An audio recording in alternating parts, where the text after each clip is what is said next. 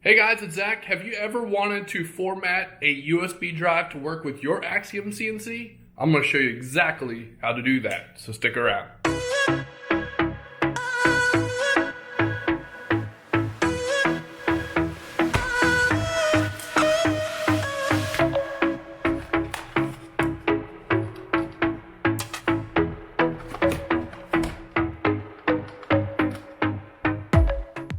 Okay, so at this point, the USB drive should be in your system. You'll see it as USB-E. This one says I need to put it in insert to disk, and that's probably because it's not formatted, and I'll show you how to do that. You go right-click on your Windows Start and click on Disk Management. Alright, and you will see, well, that's not good. You should see this thing actually show up, so let me try again.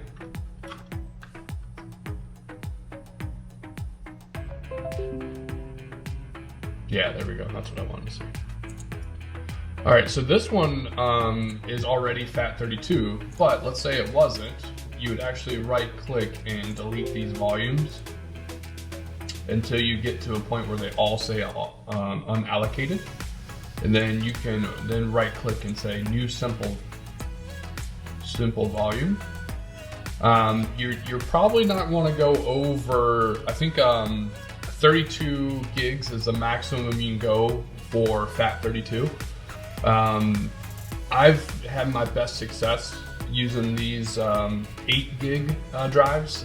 Remember too, the G-code files that you save are very, very small, so 8 gigs is plenty of space. So I'm gonna keep it at 8 gigs, and I think that's fine. You're gonna wanna make sure this is FAT32 as well. And then once you hit finish, it'll go and chug away for a second.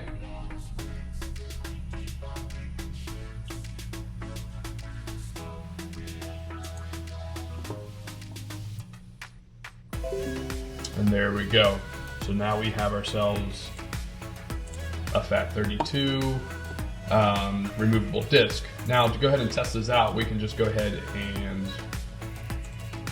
go into that drive, create ourselves a new text file. In this case, we'll just call it am I working .text file. And that's fine. Nothing crazy. And at this point, we can just remove the drive and go check on our DSP on our Axiom CNC. All right, so we attached the new drive on here, and we're just going to go ahead and see if it can read from it. And there is that wonderful "Am I working?"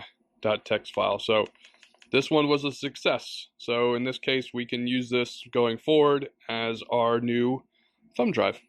Well, there you have it, folks. It's not too hard to set up a thumb drive to make it work for your Axiom CNC. The main thing is make sure it's a USB 2, make sure it's under 32 gigs. I prefer the 8 gig versions just because I know they work.